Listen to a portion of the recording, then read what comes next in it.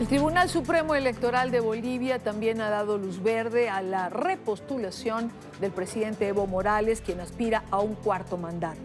Al igual que el Tribunal Plurinacional, contraviene el resultado del referendo del 21 de febrero de 2016. Como acto de protesta, varias organizaciones se manifestaron frente al edificio del TSJ y encendieron velas, asegurando que la democracia boliviana está de luto. Para la oposición, la democracia quedó herida de muerte después de habilitar la candidatura del actual binomio presidencial. Juan Evo Morales Aymar, candidato a la presidencia. Álvaro Marcelo García Linera, candidato a la vicepresidencia. Está con nosotros a esta hora. Quiero saludar a Carlos Sánchez Berzaín, director del Instituto Interamericano para la Democracia, politólogo, autor del libro Las dos Américas, Democracia y Dictadura. Señor Berzaín, bienvenido, buena tarde. Encantado, un gran saludo a usted y a su importante audiencia. Yo comenzaría preguntándole, ¿está herida de muerte, como señala la oposición, la democracia en Bolivia? Bueno, yo creo que más que eso, la oposición está siendo generosa porque eso es parte de su sobrevivencia. La democracia está muerta en Bolivia desde hace rato y está muerta desde el momento en que Evo Morales, el año 2009, suplantó la Constitución de la República de Bolivia, hizo desaparecer a la República y creó un Estado plurinacional. Y a partir de eso, mediante sucesivos golpes de Estado, concentró todo el poder en sí mismo. Evo Morales controla hoy día el poder ejecutivo, el legislativo, el judicial, el poder electoral que él ha creado, porque antes era un órgano, controla las Fuerzas Armadas, la policía, igualito que en Venezuela, que en Nicaragua o en Cuba, porque es el mismo modelo. Y lo que ha sucedido ayer con el Tribunal Supremo Electoral, que es un órgano dependiente de Evo Morales, es nada más la constatación de que en Bolivia no hay división e independencia de poderes y no hay Estado de Derecho, por lo tanto no hay democracia. Ahora, la pregunta es, ¿cómo se defienden los pueblos de este tipo de gobernantes que finalmente van cambiando la estructura democrática a su conveniencia, van cambiando las leyes como si fuera un traje a la medida, dejando relegado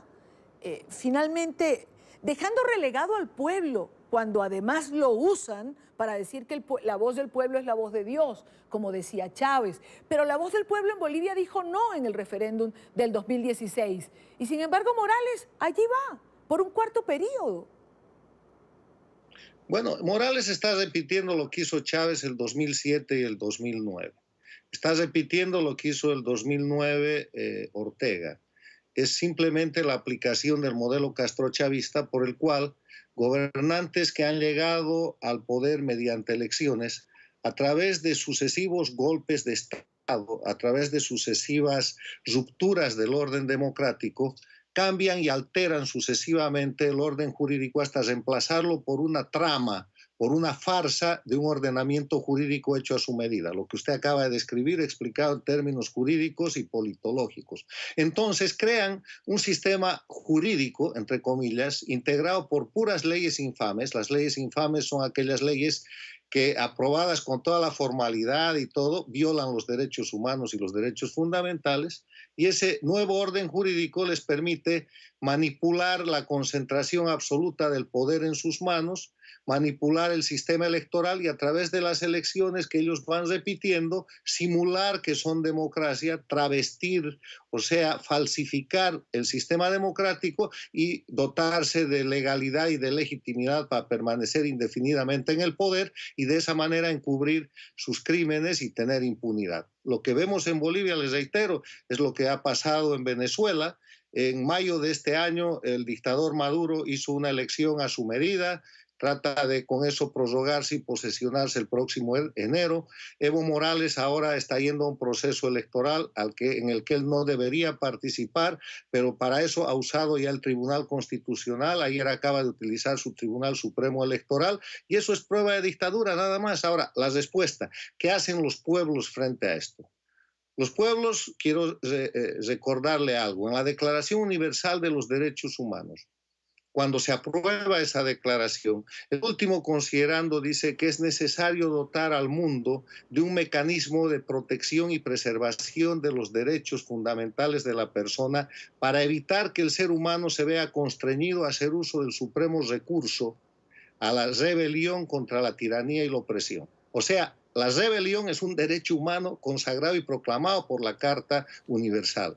Pero además de eso, que es un extremo, existen las dinámicas de resistencia civil, de denuncia internacional, existe el procedimiento de que el pueblo simplemente no cumpla las órdenes emitidas por disposiciones y por leyes infames, como lo ha venido haciendo sin mucho éxito hasta ahora en lo interno el pueblo venezolano, pero con mucho éxito en lo internacional, de la manera como ha sido víctima el pueblo nicaragüense de una masacre que todavía perdura, con centenas de presos políticos y con centenas de crímenes cometidos por Ortega y su régimen.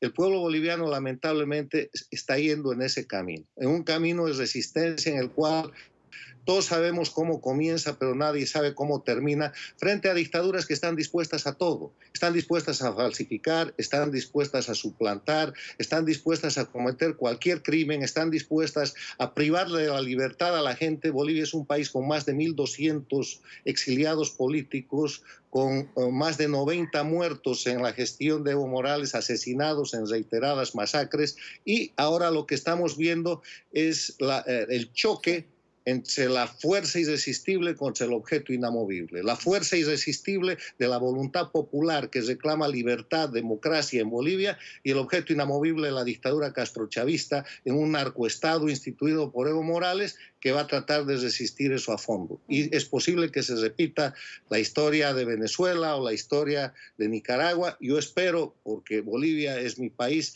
que nada de eso suceda y que la fuerza de la voluntad popular pueda retirar en términos pacíficos al dictador Evo Morales, pero en la agenda de estas dictaduras eso no está previsto, y lo que podemos observar en el corto y mediano plazo en Bolivia es un escenario de confrontación donde se pueden repetir la tragedia venezolana y la tragedia nicaragüense. Con un ingrediente,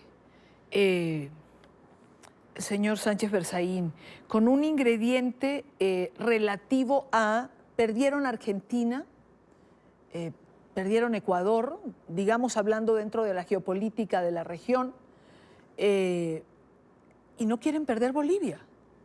Es decir, Bolivia es importante. Y si vamos al socialismo del siglo XXI, es importante intentar preservarla a como dé lugar. Bueno, el socialismo del siglo XXI, hoy día llamado castrochavismo, no es otra cosa que la expansión de la dictadura castrista que estaba en crisis el año 99 y que se repotencia con el dinero que le lleva Chávez. A partir de eso tenemos un siglo XXI lleno de vicisitudes, porque se pone en marcha este proceso de ruptura de las democracias para establecer regímenes indefinidos. Y en esa dinámica, este socialismo del siglo XXI, castrochavismo, llegó en un momento a controlar todas las Américas. Es lo que yo describo en el libro Las Dos Américas.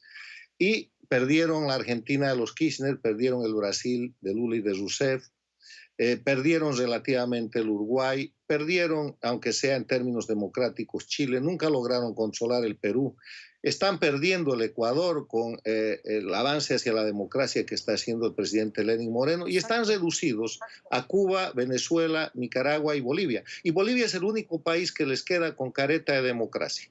Es el único país que los ayuda a sostener una serie de juego de espejos, de imágenes, para proteger los crímenes que se cometen, tanto de trata de esclavos como de narcotráfico y de violación a los derechos humanos en Cuba, Venezuela, Bolivia y Nicaragua. Y no lo pueden perder, obviamente que no pueden perder, y por eso van a librar una batalla extrema en Bolivia a costa del pueblo boliviano, al que han endeudado, al que han humillado y al que están tratando de someter ahora. Pero el pueblo boliviano tiene recursos, tiene movilización social, hay reacción popular, y la señal hoy día en el pueblo boliviano tiene 3 mensajes. El primer mensaje es que ya no hay duda alguna de que Bolivia es una dictadura y Evo Morales es un dictador que responde al intervencionismo castrochavista externo e internacional. La segunda señal es que estos señores, para permanecer en el poder, han montado un proceso electoral que es un proceso falso, fraudulento y falsificado, con unas elecciones primarias en las cuales están inscritos muchos candidatos de la oposición. Y esos candidatos de la oposición tienen que abandonar ese proceso, porque si se quedan en ese proceso, simulando competencia con Evo Morales, están siendo cómplices y están siendo parte de ese proceso de falsificación y engaño al pueblo boliviano. Y la tercera señal es una señal de movilización nacional que ha sido emitida desde anoche y desde hace varios días por plataformas sociales, comités cívicos, ciudadanos en general, que han puesto a Bolivia en estado de emergencia, al que nos sumamos todas las instituciones y las personas que defendemos la libertad y la democracia en las Américas y en el mundo, instando también a que la gente que está en el proceso político, en la simulación electoral que se está llevando a cabo en Bolivia, no se quede en el juego de Evo Morales y marque la diferencia. Bueno, si se queda en el juego, pasará lo mismo que en Venezuela. Legitiman a Maduro cada vez que participan de alguna manera, ¿no? Así es. Maduro en la elección del 20 de mayo pasado tuvo solo 2 legitimadores. La oposición, en medio de su debilidad, lo que fue la MUD y el resto de los candidatos, tuvieron la virtud de llevar a Venezuela a una situación que puede funcionar en Bolivia, que no es la abstención, no es solo el hecho de no presentar candidatos, es además el hecho de convocar al pueblo a que no vote o a que vote nulo. De esa manera, Venezuela pudo lograr que cerca del 80% de los venezolanos deslegitimen a Maduro al no ir a las urnas o al votar nulo.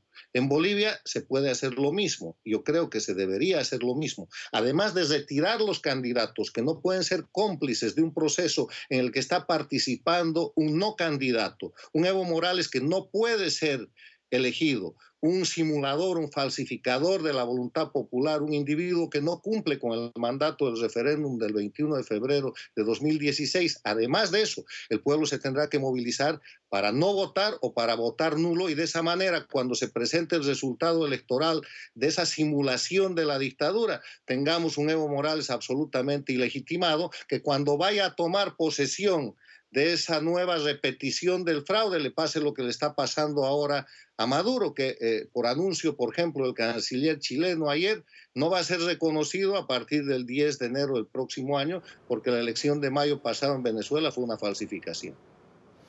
Así es, pues quiero agradecer a Carlos Sánchez Berzaín, director del Instituto Interamericano para la Democracia. Muchísimas gracias por estar con nosotros. Buena tarde para usted.